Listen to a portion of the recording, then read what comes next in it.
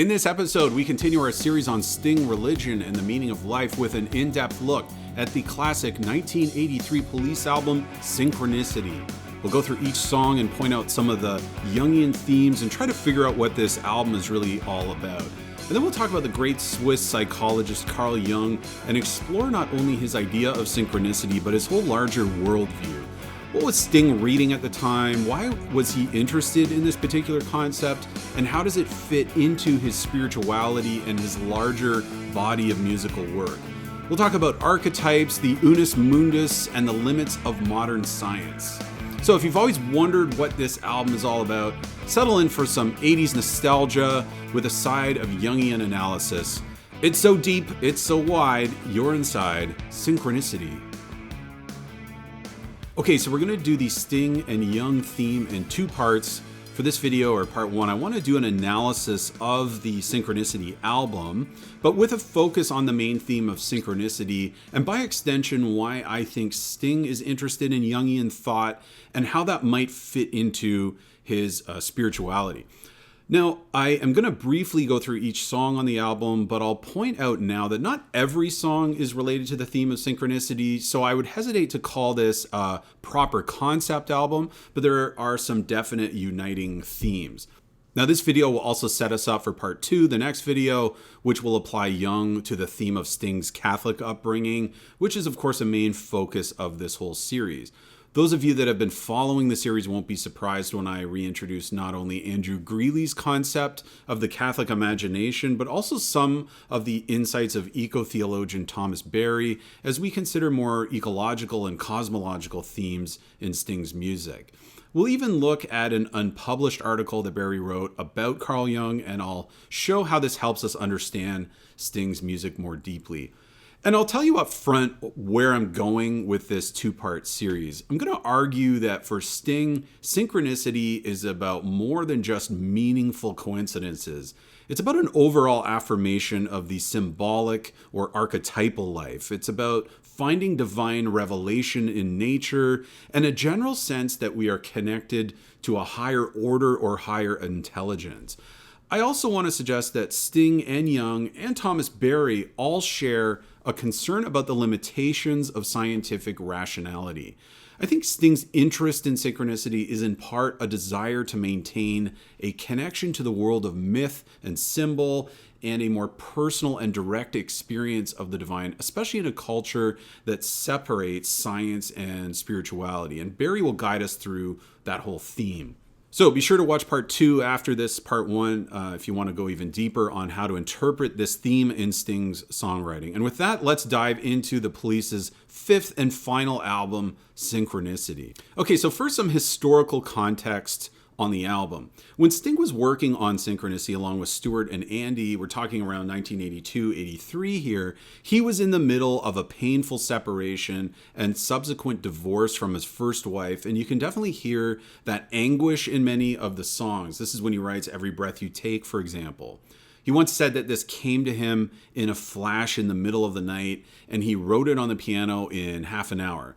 By the way, we will leave current legal debates about arrangement credits with the rest of the band for another video. I am aware of that, but one thing at a time. But on that note, another important part of the context is the fact that in hindsight, the Police were in the process of falling apart and they were working on what would be their final album together. It's well documented that there was a lot of fighting and arguing as this album was made. The great Hugh Padgham, who produced the album, has noted that Sting and Stuart were rarely in the studio at the same time because the tension was so high, and they would fight over the drum parts and even the sound of the drums. Given all the sort of, the tabloid stories of the tensions in making the record, what was your experience, from the production side of it? Yeah, where do we start? Let's say it was difficult. I remember us, basically the band, Stuart Copeland and myself, having a meeting on the terrace by the swimming pool, and the meeting ended up with one question, which was, are we going to just quit as a band right now, and there never will be a fifth police record, or are we going to try and make an effort to get on together and make an album, because we've got some great songs here? And thank God the answer was, okay, we'll carry on doing it. But it was definitely always going to be the last album. And the whole process of making the album was difficult, really difficult. So this was the fifth and final Police album. By the time they're creating Synchronicity, they had already gone from obscurity to fame and fortune in only a few years. Roxanne was their first hit, and that charted in 1979. So Synchronicity comes out only 4 years after this initial success, and it catapults them into the next level, and they are arguably the biggest band in the world during this Synchronicity era, which is like 1983, 84, and they would help to define the musical sound of the 80s in many ways. But by the end of that tour, all of the tensions in the band, particularly between Sting and Stuart Copeland, had become unsustainable. So the album itself is imbued with this paradox that one of the most successful albums and tours in history also represented the end of the band. So let's just go through the album with that in mind, and then we'll come back to the Synchronicity theme after we've done that. And of course, I'll also highlight some other spiritual or religious themes on the album. Okay, so it opens with Synchronicity I, and you could think of this opening track as introducing the concept of synchronicity. As he says, a connecting principle linked to the invisible. In a sense, the song is laying out a technical definition of Jung's concept as he defined it. Now, musically speaking, I would add here that the song has a kind of anxious energy to it that I think sets the tone for the angst of the album and how it reflects the tension in the band and in Sting's personal life at that time.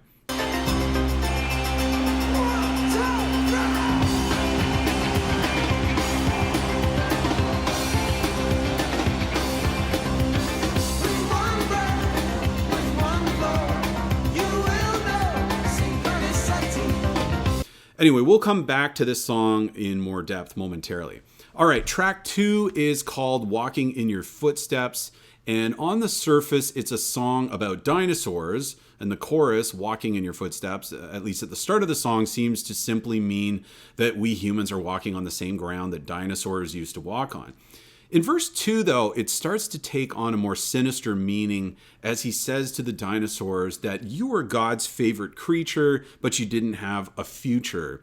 So after this, when he returns to the chorus, walking in your footsteps now has a different meaning, as in walking down the wrong path, maybe. This is confirmed in verse 3 when he says, if we explode the atom bomb, would they say that we were dumb? So he's linking a possible human self-destruction to the extinction of dinosaurs. Are humans headed for an extinction event, in other words? Now, towards the end of the song, there is another kind of pseudo-chorus where he references a line from the Sermon on the Mount in the Gospel of Matthew, and he repeats the line, they say the meek shall inherit the earth. They say the meek shall inherit the earth.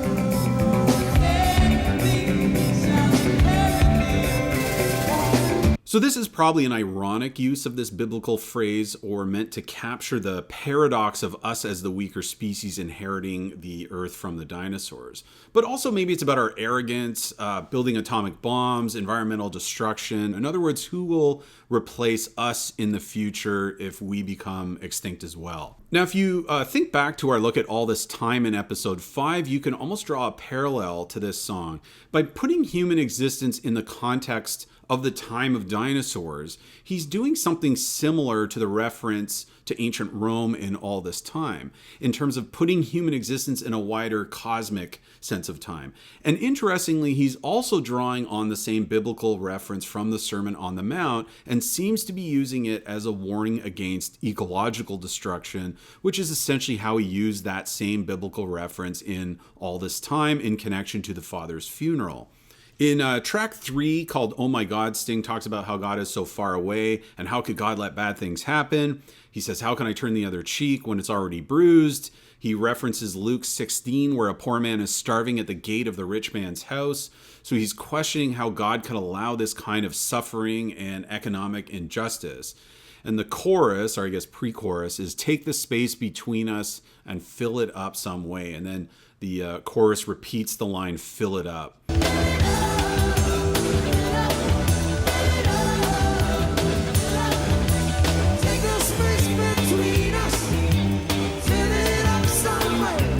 It's one of Sting's many songs about longing, you might say, either for romantic love or for divine love or meaning. If we were to think of this song as a biblical genre, I think we'd say it's a lamentation. It's a kind of lament or complaint to God about all the suffering in the world. And the song was actually written by Sting before the Police even existed. So this is a reworking of an earlier version. And I'm curious as to why he finally used it for this album after all these years. It sort of fits the Jungian theme in a couple of ways, I think. First, it affirms a healthy skepticism of blind belief in God and religion, which is a very common Sting theme and Jung theme. But I also think the song expresses the despair of one's illusions about God being shattered. I mean, he wrote this in his early to mid 20s, if I'm getting my math right. And for me, it captures the loss of faith in a God that micromanages the world. And therefore, it sets up the sense of longing to find a more sophisticated way of thinking about the divine.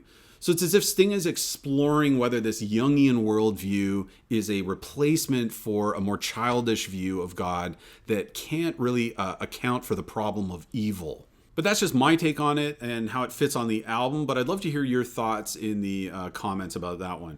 Okay, then comes track 4. It's called Mother. Now, this was written and sung by Andy Summers, the guitarist of the Police. It's not a song designed for pop radio, that's for sure. Apparently, it was inspired in part by the avant-garde musician Captain Beefheart, and is basically Andy Summers screaming the lyrics while the telephone is ringing, "Is that my mother on the phone?" Well, the telephone is ringing. Is that my mother on the phone? The telephone is screaming. Now, interestingly, he also says a few times, "Oh, mother dear, please listen and don't devour me." So perhaps a reference to Jung's idea of the devouring mother, which is the shadow side of the mother archetype. Track 5 is Miss Gradenko. This was written by drummer Stuart Copeland. He said it was inspired by a Cold War era photo he saw of a Russian woman in a uniform. The song hints at some sort of love affair. In another interview, he said it was about North Korea and said that it's about how even in repressive uniforms under repressive regimes, people will still fall in love. Anyway, cool song. Not so much related to our main Jungian theme, I would say, but if there's something I'm missing in that respect, definitely let me know in the comments. Okay, then we get to track 6, where we do come back to the main theme, and this song is Synchronicity II. So if Synchronicity I introduces the concept, Synchronicity II gives us an example, basically. There's 2 parallel stories in this song. The main focus is on a suburban father who is just barely keeping it together and holding on. He hates his job, his boss, his commute. His family is driving him nuts, and he's about to snap.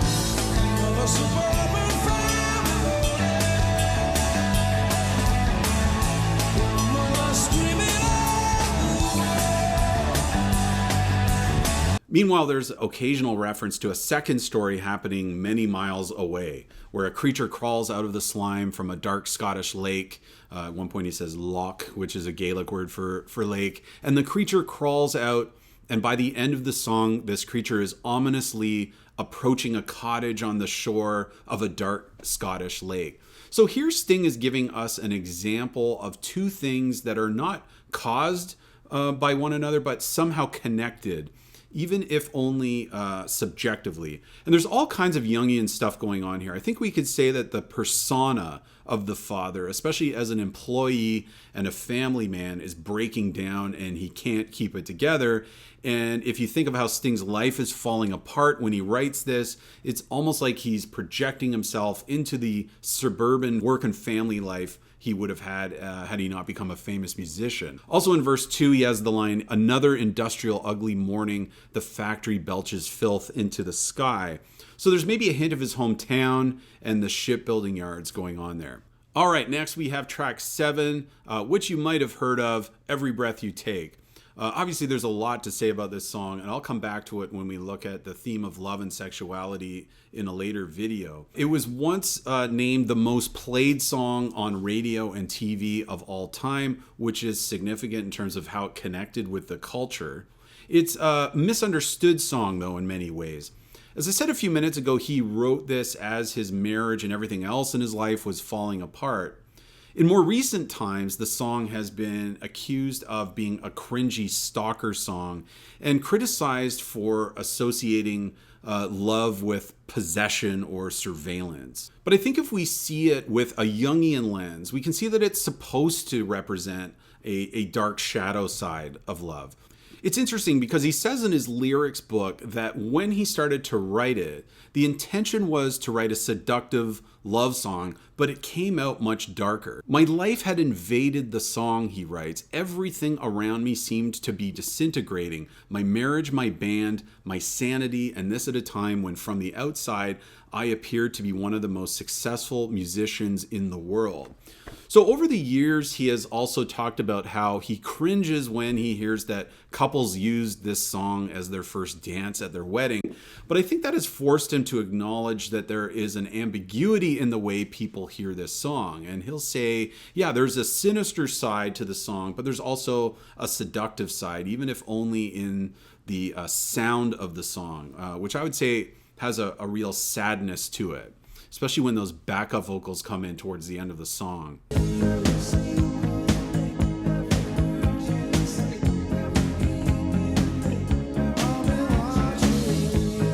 Now, it certainly says something about our culture, or at least that time period, that it was misinterpreted as a love song by many and used at weddings, for example. But the fact that it's literally one of the most played songs of all time, I think, speaks to the way that Sting captured a particular emotion in the collective that people feel both when they're in love and with the loss of love. When that bridge kicks in and the key drops a semitone to F and he says, "Since you've gone, I've been lost without a trace," it's a very powerful, primal scream of loss and heartbreak. Since you've gone, I've been lost without a trace. And though the song never finds a release or transcendence or resolution from the suffering like many of his later songs do, I think the naming of our emotion is still a critical first step to the therapeutic process. You know, Jungian analysts often use dream analysis or even sometimes art therapy to help the analysand make unconscious feelings conscious, right? So when Sting says, as he often does, that music can be a therapy both for the songwriter but also for the listener, I think this is the kind of thing he means. Getting over the loss of a relationship often does involve a sort of regression and perhaps a possessive phase. But it's better to express that and make it conscious as part of the healing process rather than keeping it in and actually acting on that possession. And that the song came to him during a dark night of the soul and was written quickly and had a much darker theme than he originally intended just sort of adds to the lore of the song, I would say. It came from the depths of the psyche, in other words, and then connected with millions of people in a very deep way. And in Jungian terms, I think we could talk about the character in this song as the wounded lover archetype, I think, or at least the unresolved possessive shadow side of the wounded lover. Let me just add one more interesting angle on this song. This is an audio clip of Sting in a 1992 radio interview on the show In the Studio with Redbeard. Every Breath You Take for me is the real song of the Reagan years. You know, it's a song about falling asleep. It's letting Big Daddy, letting John Wayne look after us, you know, even though deep down we know he's an idiot. He seems to be saying the right things, you know. It's about surveillance, it's about being protected and controlled and not really thinking and not really struggling with the concept. Or dealing with anything, you know, and it's very seductive, and the song is very seductive. People love the song, but there's also a dark side to it that is very sinister, and I always try and play that when I sing the song. I try and play both sides. You know, it's seductive, but it's also quite menacing, and I think it really is about the Reagan years. We're all under the spell of this strange idea that everything was okay.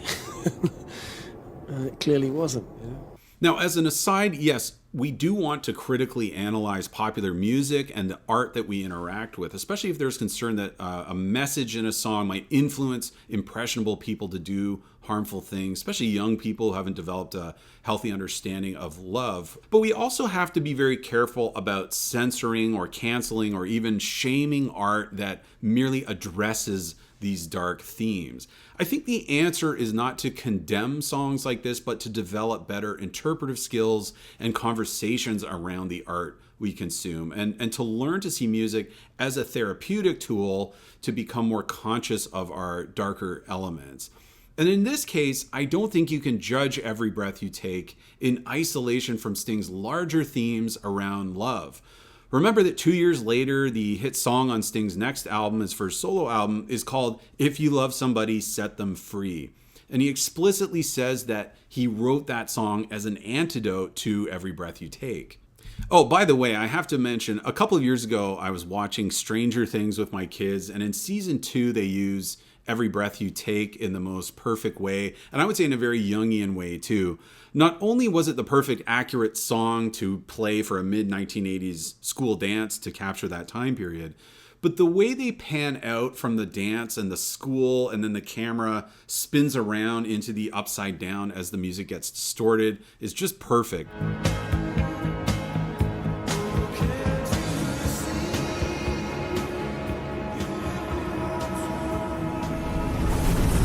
Especially since I would argue the upside down is a kind of Jungian shadow world, but maybe that's a whole other video. Anyway, that brings us to track 8, King of Pain, one of the great Police songs. I would highlight here the Jungian sense that the cosmos or macrocosm can be connected to the individual psyche or the microcosm, and that's part of the idea of synchronicity as well. So the story is that Sting was with his now wife Trudy, and he noticed a black spot on the sun, and he's going through all this turmoil, and he spontaneously says, "That's my soul up there." Trudy sort of rolled her eyes and said, "There he goes again, the King of Pain," and the song unfolded from there. So the idea is that we can see a reflection, or Jung might say projection, of our inner world in the external symbols of the cosmos. And the sun is a great symbol for this. You know, if you think of the symbol of light or consciousness, and then a dark spot as a shadow corrupting that light. So obviously Sting's suffering doesn't cause the black spot on the sun, but Sting experiences it as related to his mental state, and this helps him become conscious of his unconscious feelings. And the song gives numerous examples of this. There's a blue whale beached by a springtime's ebb, there's a butterfly trapped in a spider's web, and so on. So yeah, I think we can talk about this song as offering another Jungian angle to the album in terms of micro and macrocosm. Okay, next, track 9, one of my favorites, Wrapped Around Your Finger, a very interesting song. Another one of Sting's transcendent bridges, a theme we looked at in episode 3. Notice that it begins as "I'll be wrapped around your finger," but in the bridge, the protagonist turns the tables on the other person, and now the chorus is "You'll be wrapped around my finger." So I think, like many people, I always assumed that this song was about a young man in a love affair or a manipulative relationship with an older woman, presumably. And the song does function in that way, and I'd say it's written in such a way to work on that level. But only recently I learned that the song was actually inspired by an unhealthy relationship Sting had developed with a sort of spiritual guru who was teaching him astrology and other things. Tell me about that song. You know, it's really about being under the baleful influence of some sort of esoteric master. And I had a friend who was a astrologer, and I had no truck with astrology at all. I didn't believe a minute of it, a second of it. And he said, "Well, why do you learn it?" I said, "You know, I'll teach you how to read a horoscope. I'll teach you how to cast a horoscope." So I did that. For about a year, I would go and visit him once a week, and he'd teach me what Mars in Libra meant, and very basic stuff. But then I found he was having a kind of effect on me that it was like a power trip, and so I I quit that relationship, if you like, and that's what that song's about, wrapped around your finger, because the protagonist in the song turns the tables on the power trip. So you get the idea there. Ultimately, it's a song about power dynamics, really. The song also draws on Greek mythology. The opening lyrics are, "You consider me the young apprentice, caught between the Scylla and Charybdis." Scylla and Charybdis are mythical sea monsters in Homer's Odyssey, and Odysseus has to sail between these two threats. Scylla is a three-headed monster, and Charybdis manifests as a kind of whirlpool. So Scylla and Charybdis have become synonymous with the predicament of only having two bad options to choose from. So the phrase, "choose the lesser of two evils," or "stuck between a rock and a hard place," capture this same idea.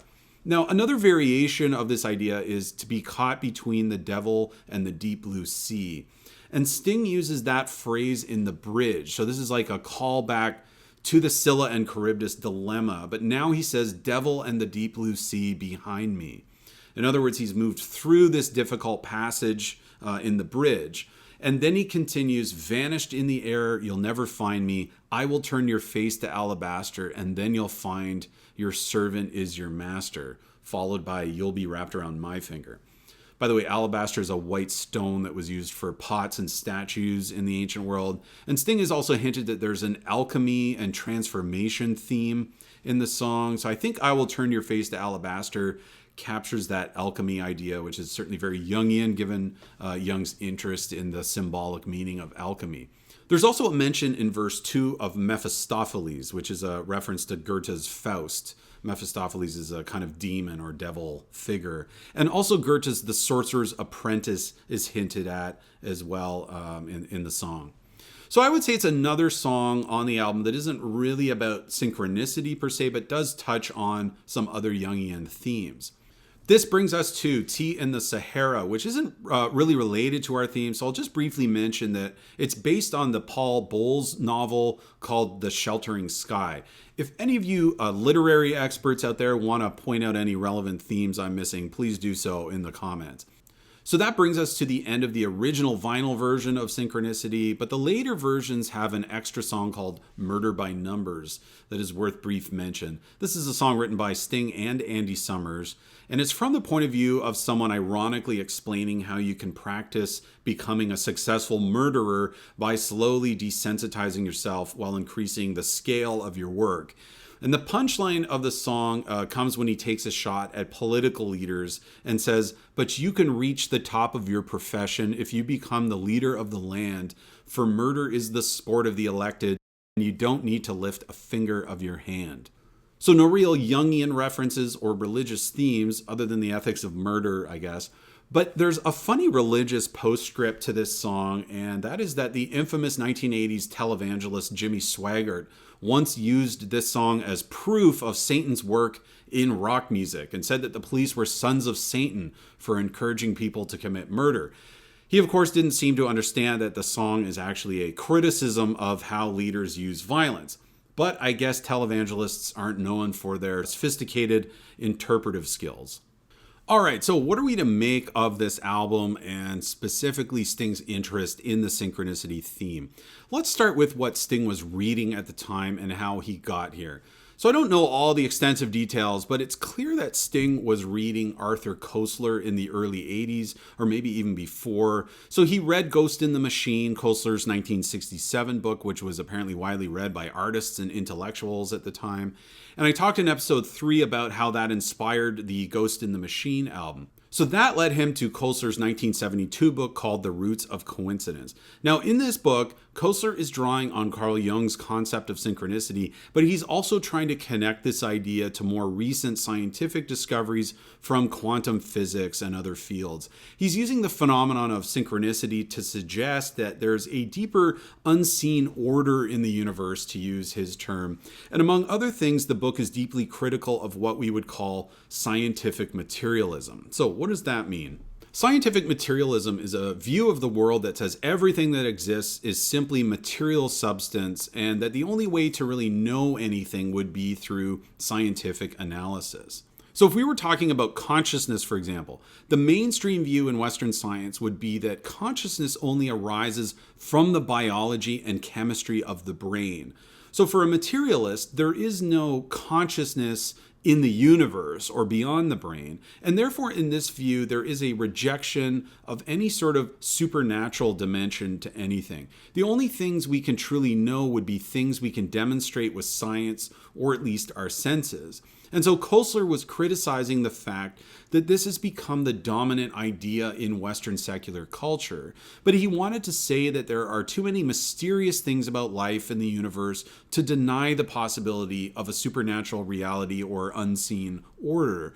And he was also saying, like many other thinkers at the time, that there are even new areas of science, especially in quantum physics, that challenge the assumptions of scientific materialism and reveal a world that is much more unpredictable and strange than classical Newtonian physics suggested.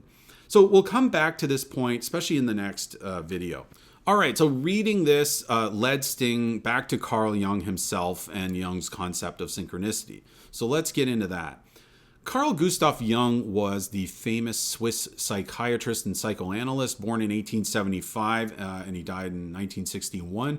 Obviously, we could talk about Jung for days, but I'll just focus on a few key concepts that I think are relevant for understanding synchronicity.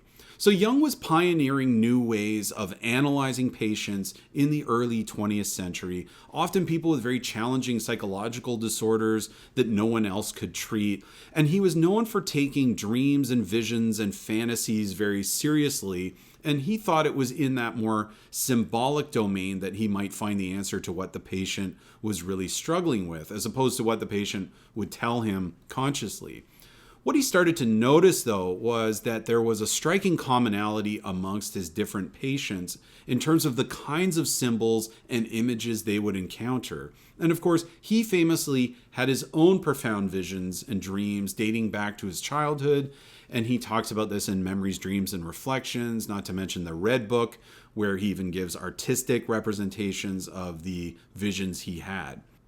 So he realized that he needed a deeper understanding of the meaning of symbols if he wanted to help his patients. And so this led to a more serious study of symbols and myths. And so he studied the traditional religions and the Bible and fairy tales, ancient civilizations, and of course his interest in alchemy, which he came to see as a symbolic representation of the process of individuation.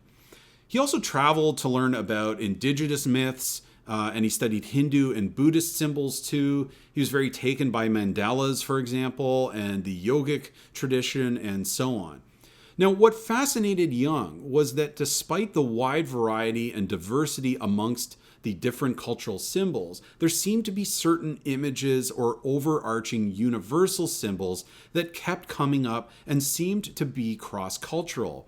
Even more strange was that he had patients who, despite having no education about other cultures and never even leaving their hometown in Switzerland, even they would have dreams and visions of symbols that were essentially from other cultures that they had never even learned anything about.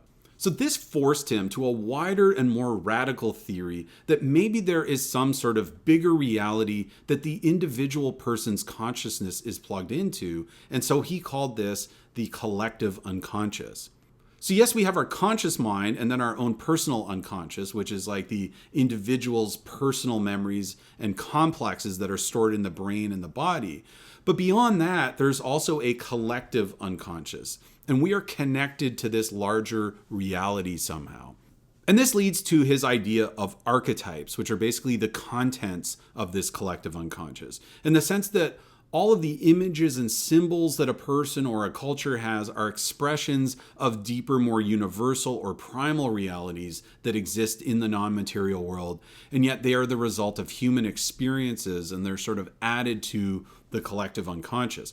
So you might have heard of the mother archetype or the hero or the trickster archetype. These are all patterns of meaning that are somehow both internal to our human psyche, but they're also beyond the individual in the collective unconscious. And archetypes manifest themselves in particular ways through different symbols or religious traditions or myths and dreams and so on.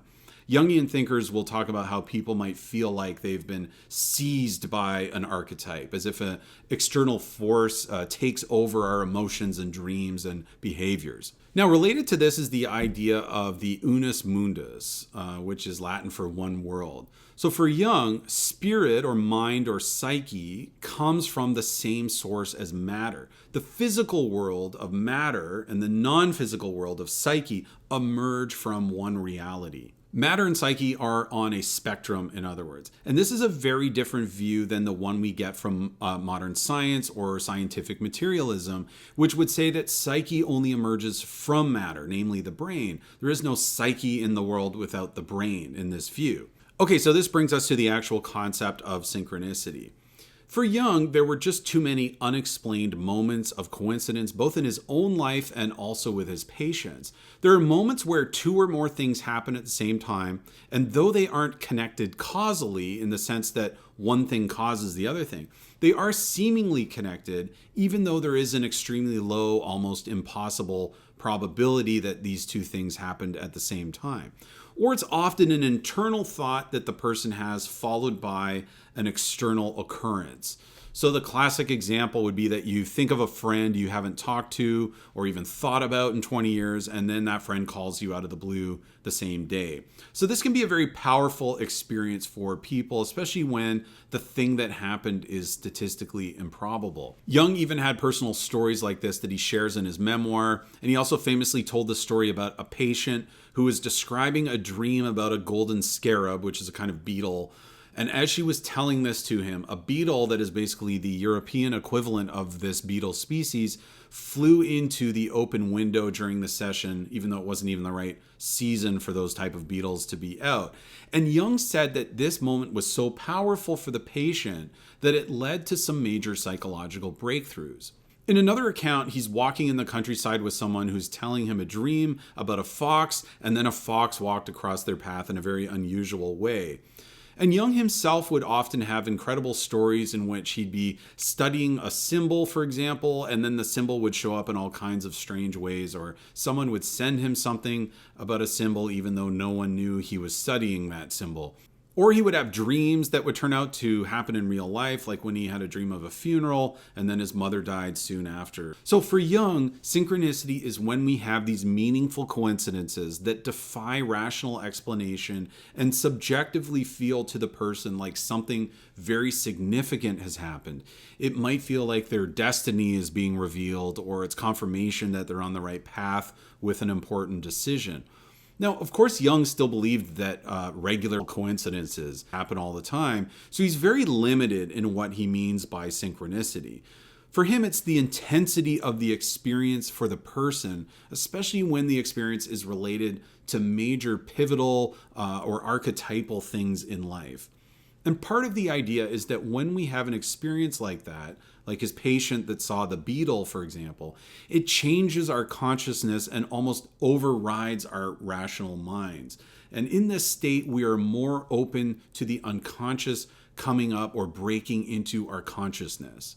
It's a moment where we are in touch with the Unus Mundus, or the collective unconscious. Another way to think of it is it's the experience of the rational mind failing to account for a profound coincidence, which then forces open a receptivity in us to the world of symbols and images, and some might say the spiritual realm.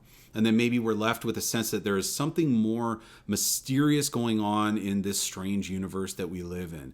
Jung would call this an experience of the numinous. This is a good word to know. It comes from the Latin word numen, which basically means like divine presence. And it was coined in the early 20th century by the German theologian Rudolf Otto in his book, The Idea of the Holy.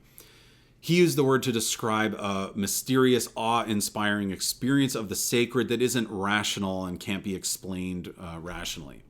Now, Jung had already been thinking about this concept when a future Nobel Prize winner named Wolfgang Pauli came to Jung for help in the early 1930s with some personal crises. It turned out that Pauli was not only a brilliant physicist who had worked with Einstein and many other physicists, but he was also a prolific dreamer. Jung's analysis of Polly's profound and often disturbing dreams led to an ongoing conversation about their respective theories, and they found a common interest in this emerging idea of synchronicity. Polly encouraged Jung to develop the idea and to move the concept beyond just mysticism and link it to a more scientific framework by relating it to new areas of quantum physics, concepts like quantum entanglement or non-local correlation or observer theory. It's not that they were trying to prove synchronicity with science, it's more that they were questioning classical physics and Western assumptions about causality, probability, the role of perception, and so on. And they were offering new ways to think about the relationship between matter and psyche, or the physical and the spiritual. These dialogues resulted in a 1952 book that Jung and Polly published together called The Interpretation of Nature and the Psyche. The book consisted of an essay by Jung called Synchronicity, an acausal connecting principle, and an essay by Polly called The Influence of Archetypal Ideas on the Scientific Theories of Kepler. So returning to Sting then, when we look at the song Synchronicity I, we can see most of the key aspects of the theory.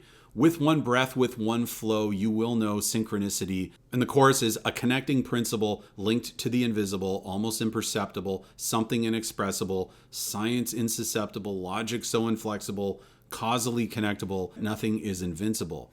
Now, you might be confused by the second half of this chorus. For example, why does he say causally connectable if the point of synchronicity is that it's an acausal connection? But I think what's going on here in this section that starts with science insusceptible is that now he's talking about how science sees causation. And he's basically saying the scientists say that science can't be questioned. It's insusceptible, in other words. And they say that logic is inflexible, and therefore we can't make a connection between anything unless it's causal. So he's stating the proper scientific way to think about coincidence. But then he says, yet nothing is invincible. In other words, our science might not have all the answers. There might be more to the way that the world works than what today's scientists can tell us. So it's a critique of the certainty of Western science. You know, when we analyzed Sting's criticism of religion in past episodes, we saw that religion becomes a problem for Sting when it functions with absolute certainty and replaces religious experience with rigid dogma. But here we see a skepticism of scientific certainty and dogmatic thinking in science. Remember the opening line of "If I ever lose my faith in you, you could say I lost my faith in science and progress." So I think one of the things going on with his interest in synchronicity is a distrust of the scientific certainty of the modern West, especially in its scientific materialism and wholesale rejection of the spiritual realm. And while Sting rejects religious dogmatic certainty, he still wants to remain open to a higher order that can occasionally break through our rationality and speak to us through symbols, dreams, visions, and yes, moments of profound synchronicities. Another random point about the song, in verse 2 he says, "If we share this nightmare, we can dream spiritus mundi." Now you might recall that the term Jung used is unus mundus, not spiritus mundi. So what's going on there? This is a reference to a 1919 poem by Yeats called The Second Coming. And he uses this term spiritus mundi, basically means spirit of the world. And I think it's fair to say that there's overlap conceptually between Yeats's understanding of that term and then Jung's unus mundus idea. So is this just Sting, the former English teacher, working in his favorite literary references like he often does? Is he just blending similar ideas together? Does the three-syllable word spiritus just have a better ring to it than unus as a lyric? Or maybe it's all of the above, I'm not sure. I think what he's just doing here is what he often does, which is blending several ideas and traditions together in one song. Sting has not said a whole lot over the years about the meaning of the album, though he generally tends to keep things pretty surface level with journalists. You can see from the interviews at the time that part of what he meant by synchronicity was just the musical experience of synchronicity, where everyone in the band plays something at the same time as you're working out a song. In a 1983 Rolling Stone interview, though, he said the title of the album refers to coincidence and things being connected without there being a logical link. And then referring to the song Synchronicity II, he says, in the title cut, There's a domestic situation where there's a man who's on the edge of paranoia, and as his paranoia increases, a monster takes shape in a Scottish lake, the monster being a symbol for the man's anxiety. That's a synchronistic situation. They're not connected logically, but symbolically and emotionally they are. So as we start to wrap up part 1 and look ahead to part 2, where we'll think about how the synchronicity theme fits into Sting's larger sense of spirituality, I would say that this album reveals Sting's developing spiritual worldview, particularly as he has walked away from his Catholic identity. I think his interest is much wider than just synchronicity. That's just the entry point to this whole Jungian world, I think. When you put this album in the context of the rest of his solo work, you can see how the subtle ideas on this album keep developing. So let's end with 3 key Jungian themes that sort of summarize what we've looked at in this video, and they'll orient us as we continue to move through this series. The first theme is that there is an unseen order in the cosmos, and that humans are connected to that order, whether we're talking about spiritus mundi or the collective unconscious or whatever term you want to use. Just consider some of these lyrics really quickly, and we can even trace this back to previous Police songs. From the Ghost in the Machine album, also inspired by Arthur Koestler, we have songs like Spirits in the Material World. I mean, think of this idea we looked at, that matter and psyche emerge from the same source. We also have the song Invisible Sun. There has to be an invisible sun that gives its heat to everyone. And then later in his solo work, if you look at the song Send Your Love from the Sacred Love album, you see the line, "Inside your mind is a relay station, a mission probe into the unknowing." Once again, a kind of collective unconscious idea. This is not saying that psyche or mind emerges from the brain. It's saying our brains are connected to a larger consciousness that was already there in the cosmos. Consider the song Love is the Seventh Wave. There is a deeper world than this that you don't understand. There is a deeper world than this tugging at your hand. The second key Jungian theme, science doesn't explain everything. As I mentioned earlier, the opening line in If I Ever Lose My Faith in You is, you could say I lost my faith in science and progress, and then later in the song, I never saw a miracle of science that didn't go from a blessing to a curse. In the song Straight to My Heart, he says, well, in 100 years from now, they will attempt to tell us how a scientific means to bliss will supersede the human kiss. A subatomic chain will maybe galvanize the brain. A biochemical trance will eliminate romance. So he's questioning science and progress. Like, what exactly is progress according to Western science? And he uses the example of scientists developing a chemical that will make us feel love and romance. And the final Jungian theme I'll highlight is that in order to have personal development or individuation, as Jung would call it, we need to experience the transcendent or the numinous in a personal, experiential way. Otherwise, we will be trapped in groupthink or dogma. And for Sting, that can be religious or scientific or political for that matter. Think of the repeated line at the end of Englishman in New York, be yourself no matter what they say. Think of All This Time. Men go crazy in congregations. They only get better one by one. Or think of the song Let Your Soul Be Your Pilot. Or the song Secret Journey. You will see the light in darkness. You will make some sense of this. And when you've made your secret journey, you will find the love you miss. Or think about all of his songs that talk about experiencing the transcendent in nature. Songs like Fields of Gold or Brought to My Senses, where he says, I walked out this morning, it was like a veil had been removed from before my eyes. The first time I saw the work of heaven in the line where the hills had been married to the sky, and all around me every blade of singing grass was calling out your name, and that our love would always last. So we escape our entrapment in suffering and dogmatic groupthink by having our own transcendent experience from beyond ourselves. And this brings us back to Synchronicity. Like many of his other albums, most of the songs on this album capture various forms of suffering and struggle.